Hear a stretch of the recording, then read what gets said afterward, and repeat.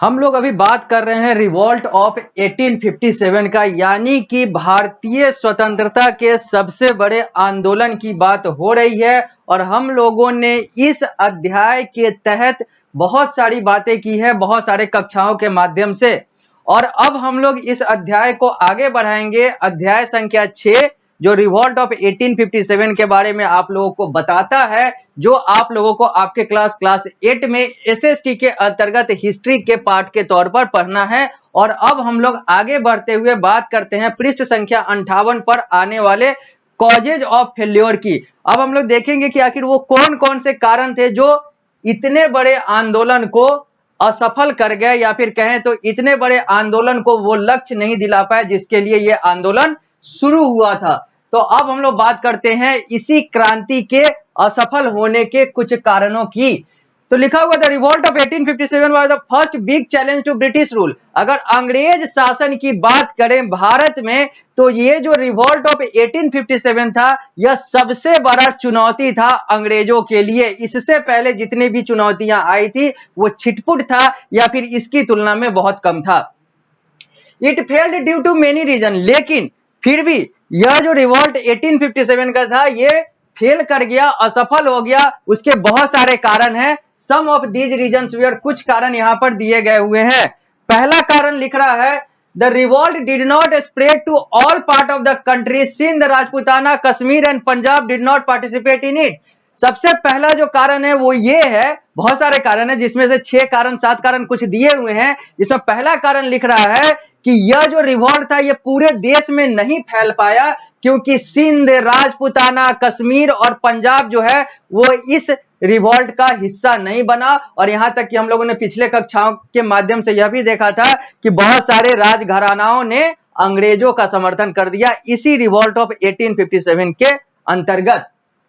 यानी कि भारतीयों ने भारतीयों का समर्थन न करके अपने शासक यानी कि अंग्रेजों का शासन किया, और यह एक बहुत बड़ा कारण बन गया इस रिवॉल्ट के सफल न होने का। दूसरा, the Sikh, Rajput and Gorkha battalion remained loyal and help the British to suppress the revolt. और जो सिख, राजपूत और गोरखा जैसे जो लोग थे, जो बटालियन थी, जो पुलिस फोर्स था, जो सिपाही था, जो सिपाही थे, वो लोग जो हैं वो अंग्रेजों के साथ ही उनके ही लॉयल रह गए, उनके ही भक्त, या फिर कहें तो उनके ही अधीन, उनके तरफ से ही काम करते रह गए। उन्होंने बाकी भारतीयों के साथ रिवॉल्ट ऑफ 1857 में हिस्सा नहीं लिया।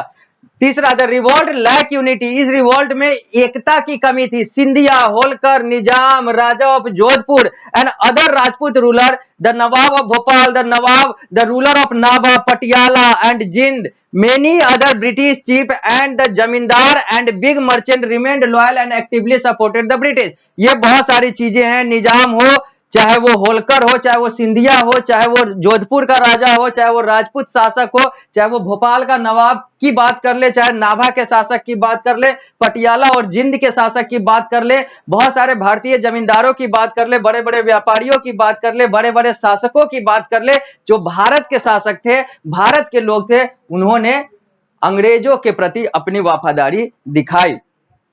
आगे चौथा, different group, state and chief who joined the revolt had their own motives, selfishness of the leader weakened the revolt. और बहुत सारे ग्रुप, बहुत सारे समूह जो इस रिवॉल्ट ऑफ 1857 का हिस्सा बने भी थे, उनका अपना मकसद था, उनका अपना लक्ष्य था, उनका अपना स्वार्थ था, और अपने स्वार्थ को साधने के चक्कर में रिवॉल्ट ऑफ 1857 को तहस नहस कर गए। The revolutionaries were poorly organise, they had no common plan of action. और ये जो क्रांतिकारी, जो बागी थे, ये लोग सही तरीके से एकत्रित नहीं थे, इकट्ठे नहीं थे, और कोई ऐसा प्लान, कोई ऐसा नीति नहीं था इन लोगों का। The revolutionaries lacked resources like man, money and munition, while the British government poured immense supplies of them into India। और ये जो बागी थे, इनके पास बहुत सारे संसाधनों की कमी थी, चाहे वो पैसा हो, चाहे वो इंसानों की बात हो, चाहे वो अलग अलग चीजों की बात हो। ये सारी चीजें जो हैं ये 1857 के रिवॉल्यूशनरीज के पास बहुत कम था, और जबकि दूसरे तरफ जिससे ये लड़ रहे थे अंग्रेजों के साथ, उनके पास ये बहुत सारी मात्रा में थी। अब हम लोग पृष्ठ संख्या 58 से पृष्ठ संख्या 59 पर आते हैं। अगला पॉइंट कह रहा है जो कारण बना इस रिवॉल्ट के असफल होने का, वो है the revolt started much before the fixed date that is 31 May 1857। Revolt की शुरुआत जब शुरू होने वाला था तो इसको कहा गया कि ये विद्रोह हम लोग 31 मई 1857 को शुरू करेंगे, लेकिन हम लोगों ने देखा था कि कैसे ये जनवरी में ही शुरू हो गया था। The result was that the whole plan remained disorganized while the British got timely warning and could get their forces organized। और इसका मतलब यह हुआ कि जो हम लोग मई की बात किए थे, मई के भी अंतिम तारीख की बात किए थे और जनवरी में ही शुरू कर गए, जिसके कारण से हमारा जो प्लान था, जो नीति था, वो जैसे का तैसे धरा का धरा रह गया और अंग्रेजों के लिए एक पर्याप्त जो समय और इंफॉर्मेशन और जो जानकारी होता है, सूचना होता है, वो सारा कुछ मिलता चला गया और यह कारण बन गया हमारे इतने बड़े रिवॉल्ट, इतने बड़े विद्रोह के असफल होने का। अगला 8वां कारण यह बताता है कि the postal and telegraphic system and other means of communication were controlled by the English which help them in suppressing the revolt. और जितने भी सूचना वाले जो साधन थे, संसाधन थे, चाहे वो डाक की बात करें, चाहे वो टेलीग्राम की बात करें या अलग अलग चीजों की बात करें, ये सब अंग्रेजों द्वारा शासित था, नियंत्रित था, जिसके कारण से सूचना पर उन लोगों का नियंत्रण था, अंग्रेजों का नियंत्रण था, इसलिए सूचना उन लोगों को बहुत तीव्रता के साथ मिल जाती थी। और दूसरी बात यह है कि ये लोग भी आपस में जब बात करते थे तो वो भी सूचना अंग्रेज जो है वो सुन या समझ जाते थे। अगला, with the fall of Delhi, 9वां कारण जो अंतिम कारण यहां पर बताया गया है, with the fall of Delhi the focal point of the revolt disappeared. जैसे दिल्ली गया, दिल्ली हम लोगों ने कब्जा किया, फिर दिल्ली गया, वहां पर हम लोगों ने देखा कि कैसे हम लोगों ने नवाब को, यानी कि जो मुगल शासक था बहादुर शाह जफर द्वितीय, उसको इन लोगों ने अपना शासक मान लिया अंग्रेजों के खिलाफ। लेकिन फिर जब दिल्ली गया, मुगल शासक के दोनों बेटाओं को उनके सामने मार दिया गया, गोली मार दिया गया। मुगल शासक या फिर कहें तो दिल्ली जब गया, इन रिवॉल्यूशनरीज के हाथों से जो फोकल पॉइंट था, जो मुख्य बिंदु था इस रिवॉल्ट का, वो कहीं ना कहीं तहस नहस हो गया दिल्ली के ध्वस्त होने के बाद। The British could now wipe out the pocket of resistance individually. इसके बाद जो अंग्रेज थे वो धीरे धीरे और तीव्रता से इस रिवॉल्ट को कमजोर करते चले गए। हालांकि फिर भी उनको 1 से 2 साल लग गया इतने बड़े रिवॉल्ट को समाप्त करने में।